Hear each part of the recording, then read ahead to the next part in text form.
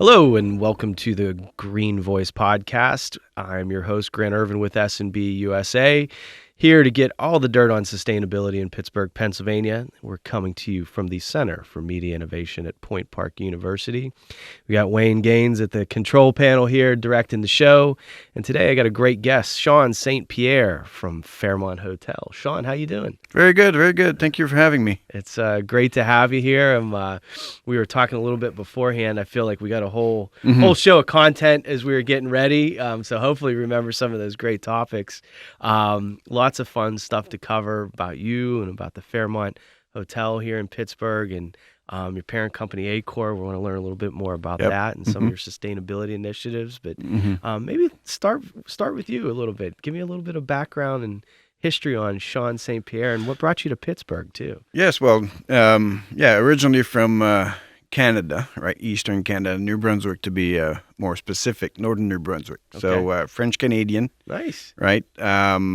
And so born and raised there, went to high school over there, and then when it came to, okay, what do I do with my life after, as I fell into hospitality. Okay. And went to hospitality school back in New Brunswick, and that's what I've been doing since. We won't put years on it. No years on it. Just a few years ago. Just a few years ago. Yeah, exactly. Yeah. Awesome. And so, as we're going through kind of the background here a little bit, you're very well traveled because of that. Yep. What led you into the hospitality industry? Was it that ability to travel and move around, or? That was a big one, right? I think growing up from a small town, New Brunswick, haven't traveled a lot when I was younger. So there's a lot out there for me to, to go visit and all that. And I think, when you're young, you think about job security to a certain aspect, right? So, restaurants and hotels, I mean, you have them all over the world, right? Right. They're always going to exist, right? People are always going to travel. So that was another part where, okay, that, I'm always going to be able to somebody needs around. A place to stay, right? So, and then that was, but no influence around me. I didn't know nobody that worked in that field, or, I didn't grow up with, sometimes you have an uncle or a parent that in the worked industry. And I just fell into it. The good thing was the program was 2 years. Okay. I think I was a good student, but I wasn't a very good. I didn't like to study that much. So I know the feeling. You know what I mean. So, but we went in there and we had cooking classes and wine classes, right? Okay. So at 4:00, instead of doing biology or physics, we were tasting wine and learning about, different grapes and areas around the world. So oh wow, that really, to me, that's a big attraction. Yeah. Learn how to do classic cocktails, right? So you're not like at 3:00, or you don't wake up that day like, oh God, I got wine tasting class today. Yeah, no, it was the best, right? It was the best, yeah. Now, what's the test like for that, for a wine tasting class? So you have the theoretical test where you would, have questions to answer about, what kind of grapes grow in a certain part of France, or, what type of soil, or things like that. So, and then you would always have a tasting test, right, where you have blind tasting with different wines, and you gotta describe and so that was a bit nerve-wracking, to be honest. Really? Oh yeah, because you're going in blind, right? You don't know what you're going to get. And now, do you start to develop a palate through that? Yeah, you do. You do. The more, it's like everything else, right? It's like a muscle, right? The more you do it, the more you understand the wine, the more you know that if it's a southern atmosphere, you're going to have a wine that's a bit more rich. Versus if it's colder atmosphere, then it's a bit more crisp and things like that. So you can start figuring out where it's from, and also you have what we call the old world,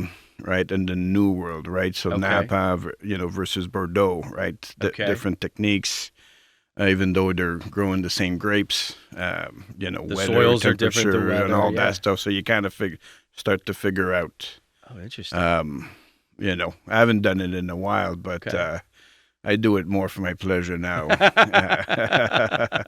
What are some of the other aspects of hospitality education? I'm curious about this.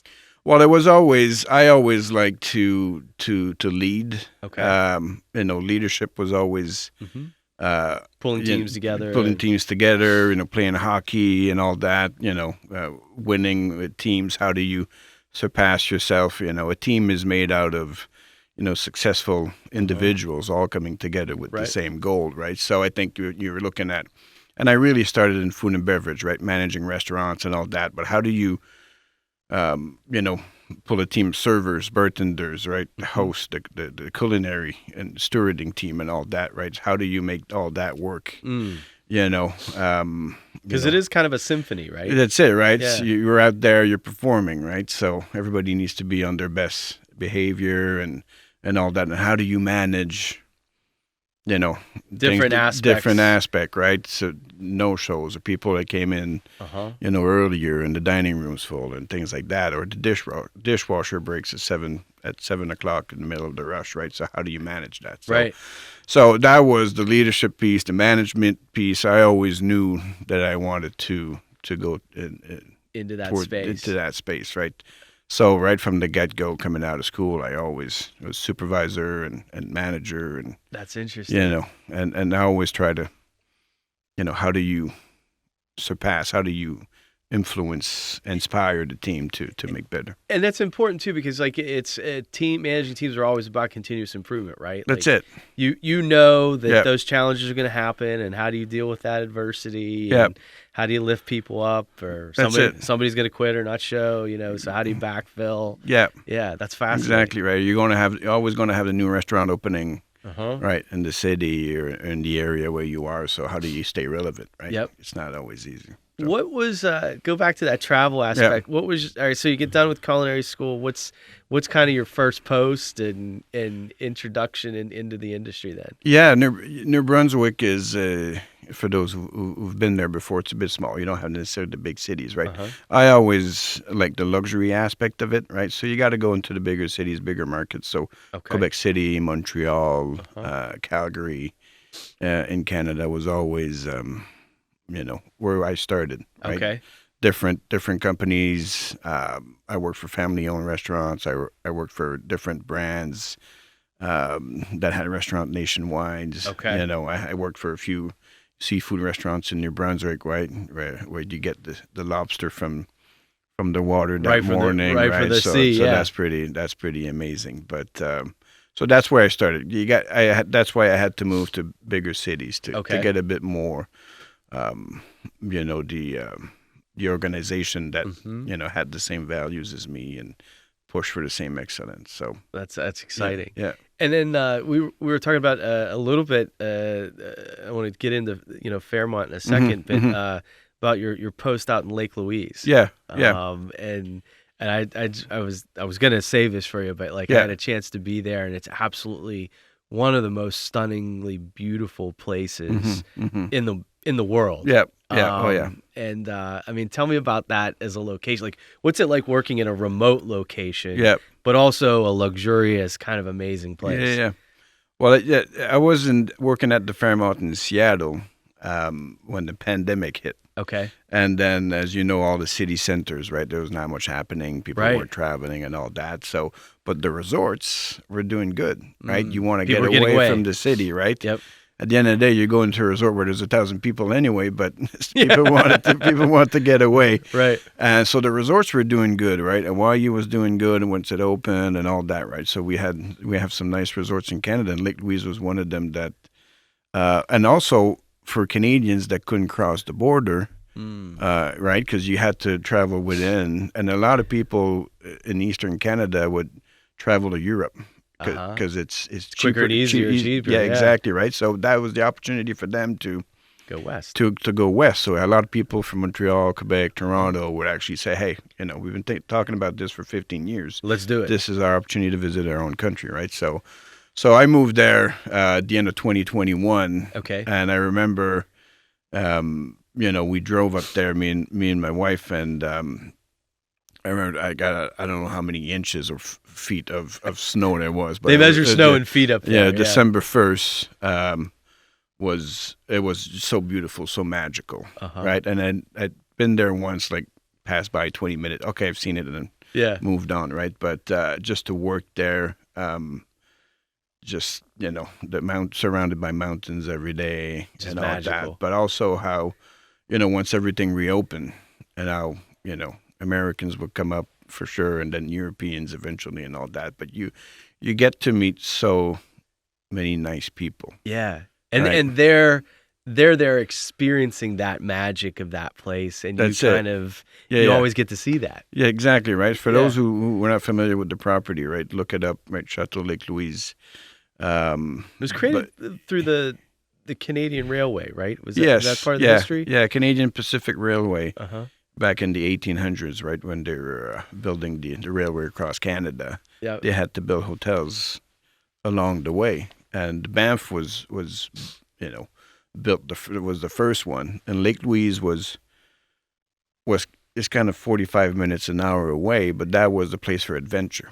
Right. So Banff is where you would, do your luxury travel and all that. But when you wanted, you would escape to Lake Louise to hike mountains and go on the lake and now ski. Right, ski is a big part of it, and there's a lot of snow there. I think they had, I don't know how many inches of snow in the past few days. It's funny. Just my personal experience with that was I got invited to go to a conference in Calgary, which is a terrific city. Yep.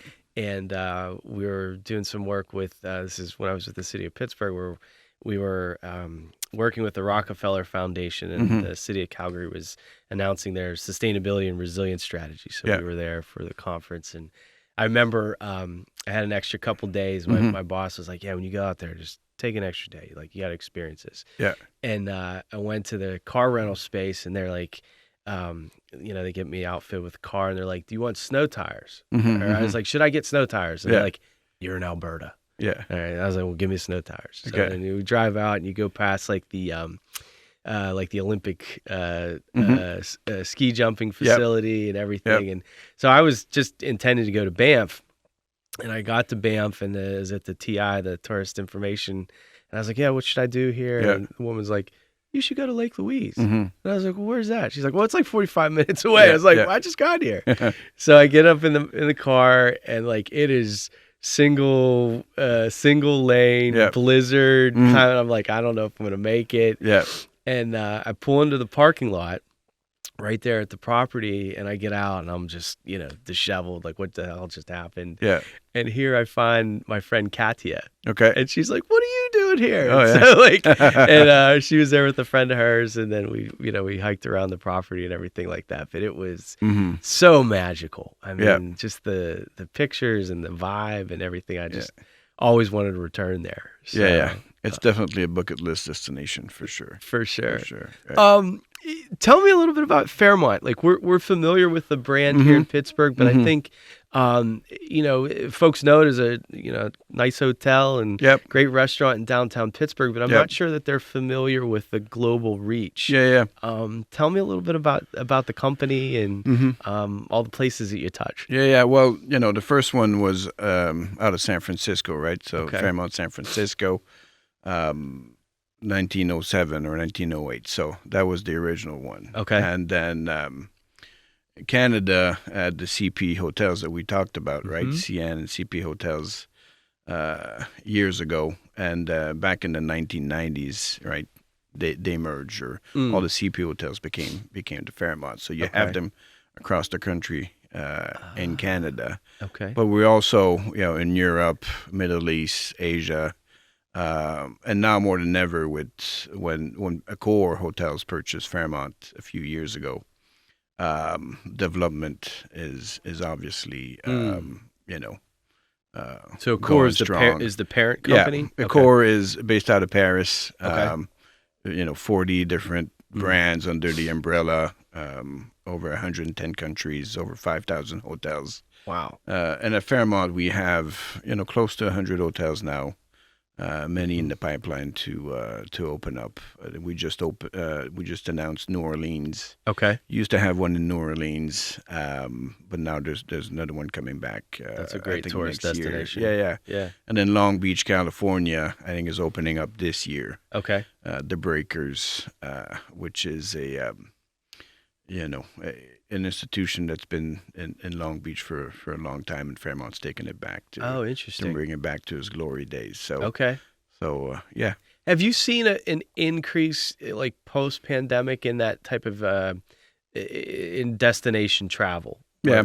Where more and more folks are, like you were saying, a lot of people are doing domestic stuff, and discovering places literally in their backyard in some cases. Yeah. Have people started to expand out from that a little bit more? Yeah. A lot of people are going international. People are looking more and more for experiences. Okay. Right. So they're looking for destinations that will provide that. Right. So that's important. Why it's important for different luxury brands to be in those destinations. Right. So you can capture that market. Capture that market. Right. So yeah. What with Fairmont? Have you worked with other chains? I don't want to put you on the spot, but I'm going to put you on the spot. I work for other chains, but for the past 18 years, I've been with Fairmont. Okay. So I started with Fairmont in 2006, working with 6 different hotels. Okay. In the brand since then, right? So is it different from brand to brand? Is there differences that you see, and then also within Fairmont family? Is it uniform, or is there kind of differences in each location that you go to? Well, you want to bring a certain level of service, right? That people will expect, right? And you're traveling either to Fairmont in Canada, U.S., or in Europe, right? But also you want to touch from a local perspective too. Okay. So the designs are all different, right? Restaurants will have different concepts because you want to touch with, want to be in touch with the local market and all that. So you got those international standards that you will see because the luxury traveler expects a certain standard, but you also want to make sure that you're rooted in your community. Yeah. Maybe pivot a little bit into the sustainability world. Yeah. Given those two things you talked about, the experience and standards. Yeah. Like what are from a sustainability standpoint, what are some of the things that people are looking for in that experience? And then how is the hotel trying to match that? Yeah. Well, the Fairmont have always been in the forefront of eco-responsibility. 20 years ago, we were already doing, eco-responsible meetings and things like that, right? I think you've seen a drive, and Accor is obviously a world leader in hospitality, sustainable hospitality. And over the past few years, we've worked hard to, eliminate single-use plastic in all our guest rooms. So that's a big one, right? We used to have these little bottles of amenities, wet amenities, shampoos, and shower gel and all that. And you saw some economy hotel, going with the bulk earlier. But with the new focus on us, sustainability after the pandemic and all that, we went to bulk also, right? So a lot less waste. A lot less waste. Right? Sure. And all the things that you would expect from a luxury hotel, right? So we went away from, we got a wooden keys now. Our keys are made of bamboo. So if you check into the Fairmont Pittsburgh, right, we won't give you a plastic key. It'll be a reusable bamboo key that you just drop off at the end of your stay, and we will program it for the next guest, right? So interesting. So there's a lot there from a guest room that you'll see when you stay at a Fairmont. Right. Sustainability, single-use item. How do you limit them? And if you have them, how do you make sure they're made out of a product that is more sustainable? Right.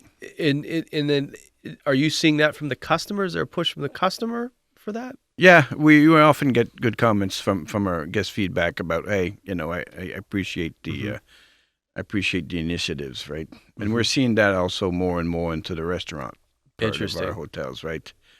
Food waste is a big one at Fairmont and at Accor, right? Last year, we measured our what we called our baseline, right? Yep. So we measured our food waste last year, and now we're going to work towards reducing our food waste. Interesting. And there's many things that you can do, right? As a quick example, what do you do with your flat champagne? Like you look at the bar, right? You open a bottle of champagne. Don't let it get flat. You got to drink. Make sure you drink it. But if it gets there, what do you do with it, right? Do you just waste it, or a champagne without the bubbles? What is it? It's white wine. Yeah. So you can use it for your reduction in the kitchen, things like that, right?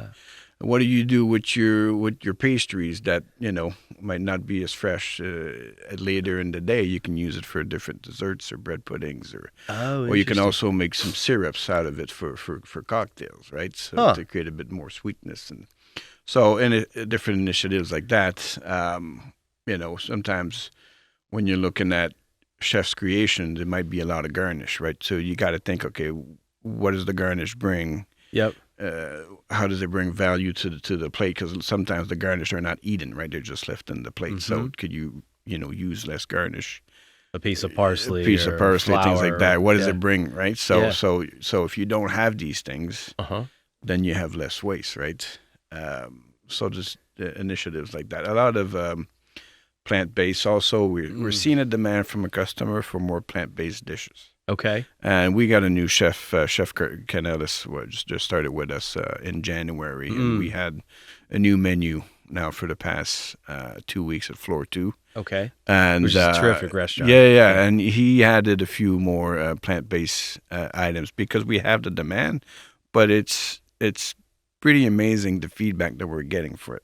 Because usually you had one item or two. Yep. Right.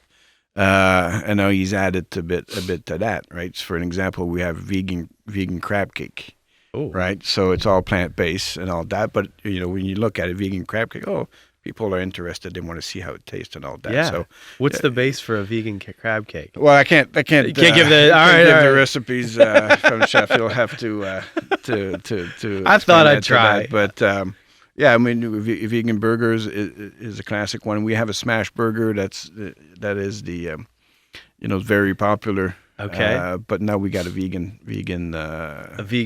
version of it, right? So that's another way to be sustainable, right? I know Chef has partnered with a local farm, Foothill Farms, is where we get our chicken. Okay. And to be honest with you, he was working on his recipes, and we were doing some tastings, and that was one of the best chicken I ever tasted. Wow. Yeah, and it's local, so it's sustainable, right? So is that no? As part of your role as the general manager, do you go out and hire the chef? Is that like yes? Yeah. What's that process like? And do you take these ideas of sustainability with you when looking for a chef, for example? Yes. Yeah. And the good thing that we're looking for a chef. Obviously, I interview and recruit every leadership position in the hotel. Okay. Right. Like I was talking about team. Yeah, you're building a team. And, you got to make sure that everybody compliments everybody. And we're lucky that Chef, we came in touch with him. He used to work at the Fairmont Mayacoba, which is one of our resorts in Mexico, where he's from. So, and he's been the last few years. He worked at Nemacolin here in Pennsylvania. Okay. So he's familiar with the area. He's familiar with the area and all that. So, but yeah, obviously that's part of it, right? Food waste and working with local ingredients and. Yeah. We talked a little bit too about standards. We hit on the experience, but this idea of standards, is that I'm really interested, being that Fairmont is a part of Accor, and you have this global parent company, if you will. How much is kind of coming from corporate and the parent, and how much is coming from like the bottom up? Here local, like. Are you guys following standards, and if so, what are those? In terms of different accreditations that you're trying to get or things of that nature. What's that process look like with Fairmont?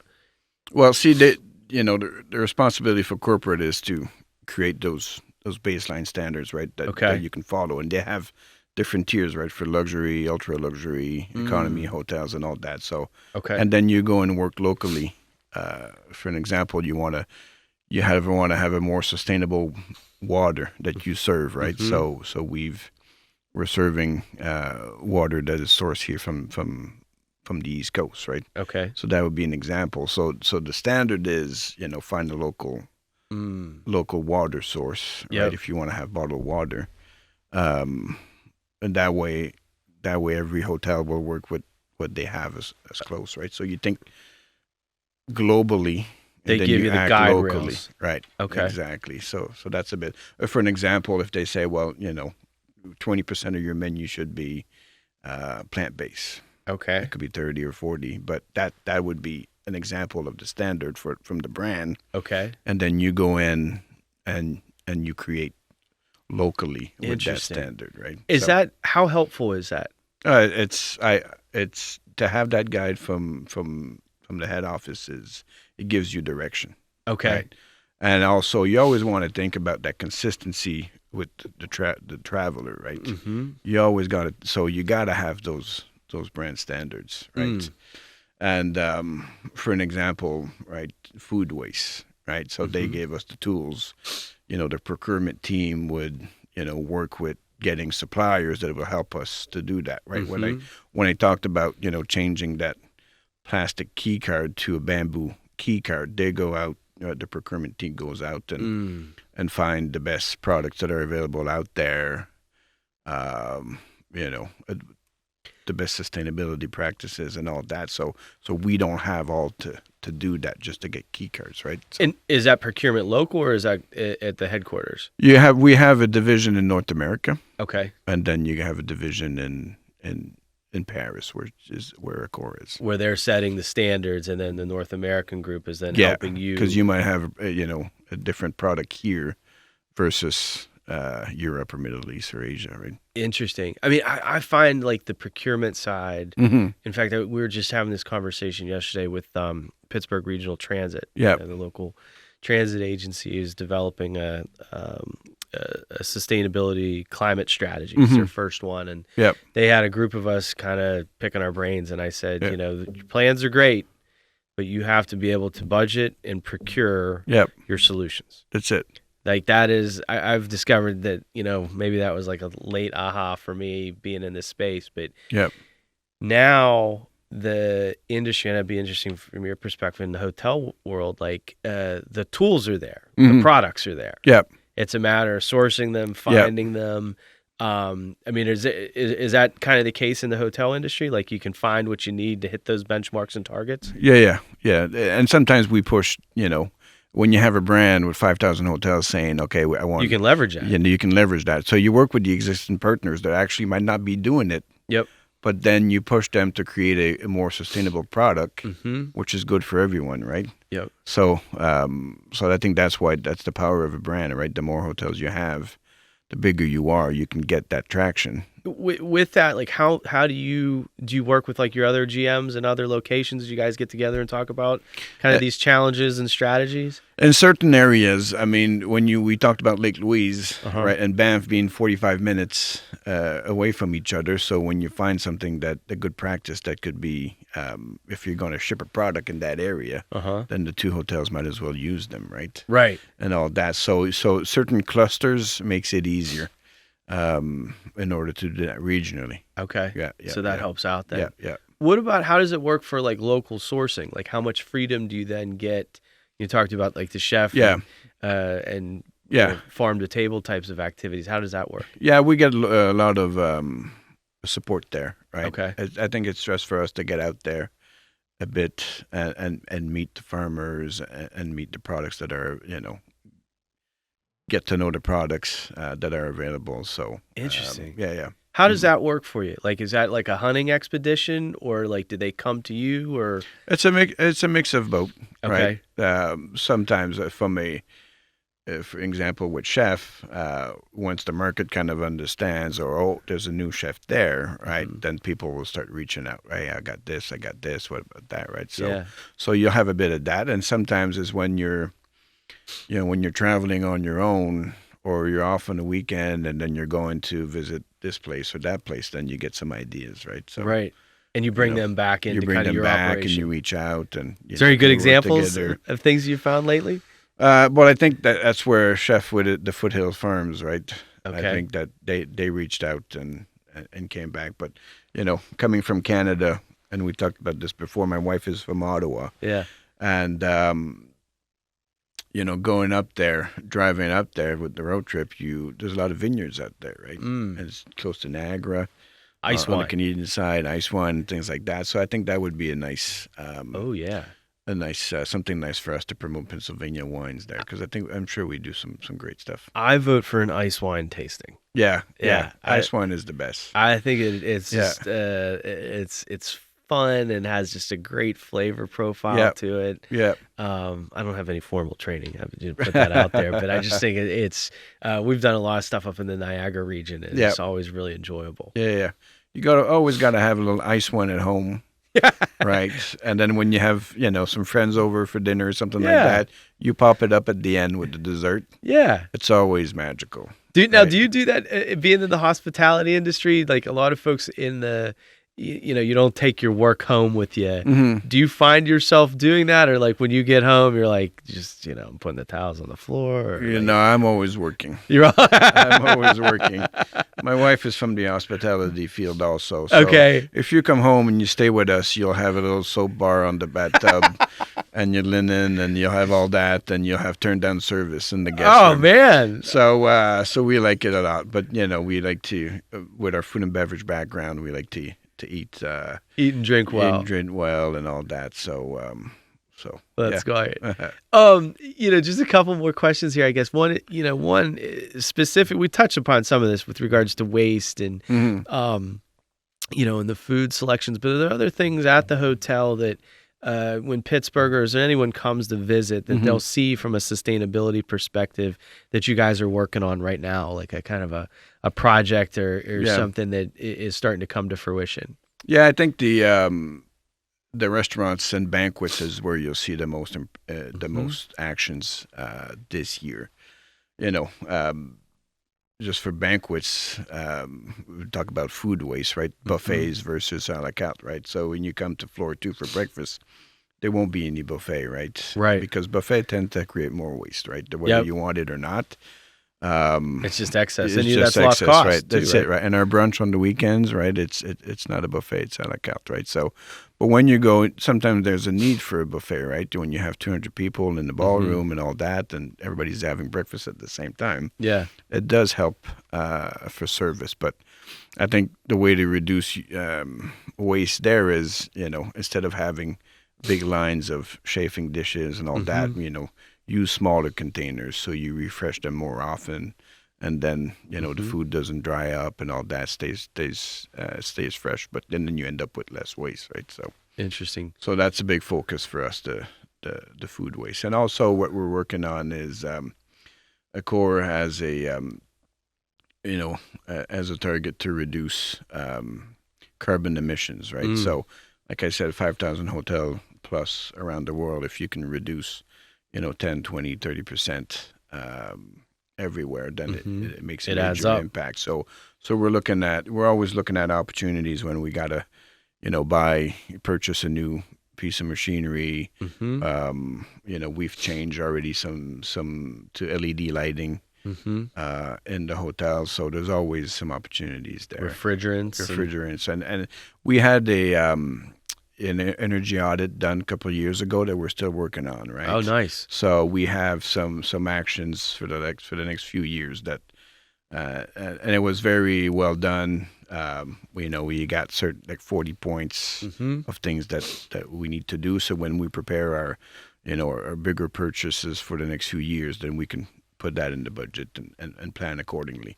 But it's funny how the simple things sometimes make the most difference, right? You have a big walk-in cooler, and the seal is broken around the door, then you're, 24 hours a day, your fridge is pushing to be cold, but you're just letting the cold out, right? So little things like that on a daily basis that we can all do to limit that, right? And then you have a building engineering staff too that's also tracking that, right? Yeah. And the good thing here about the Fairmont Pittsburgh, right? The building is a lead building, right? So from the start, it was very big on sustainability, right? So, but yeah, we got our own engineering team that's on it every day, right? And that's awesome. This is a terrific story. I thought I'd get through the whole interview without doing this, but you mentioned it before. I'm going to ask: hockey. Yes. Player, coach, fan, got a team? I got a team. I'm a big hockey fan, and it's one thing about like Pittsburgh. I'm a big sports fan. Nice. Right? So to have professional sports like we have here, that's just by itself truly amazing. So I'm happy to be in this city. Big Pens fan, big Sidney Crosby fan. Nice. He's from Nova Scotia. I'm from New Brunswick, so Maritime. Never met him, but it's just his actions, in and off the ice. So I've always been a big fan. Obviously, I love the Montreal Canadiens. Yep. We haven't won a lot lately, but we still.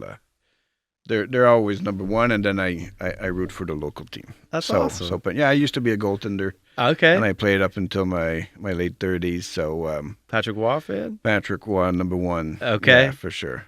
Patrick Waugh and Chris Chelios were two of my favorite players growing up. So absolutely love those guys. Yeah. And as a Canadian, as the Avalanche was, I liked them all the way through. Yeah. There's something about, being a Canadian that's just pretty awesome. Yeah. Yeah, well, the Nordiques back in Quebec City when they Fair moved enough. to Colorado, I was right there, so they still talk about it, right? So it's big, hockey's big up there, but it's actually big here, right? It is. You never know, right? But it's funny because living in Seattle, when I moved, right, then they got the Kraken, I think the year after, but they announced it, so I missed having the opportunity to see a new club. To see a new club back in Seattle, but the history and the legacy that the Penguins have here is just. I was there a couple of weeks ago just to watch a game, and it's always exciting. They do an amazing job. Yeah. And, as a company, similar to you guys, I think now being with Fenway Sports, like you see that kind of family of brands that are developing, and they're doing some great stuff with sustainability also. Yep.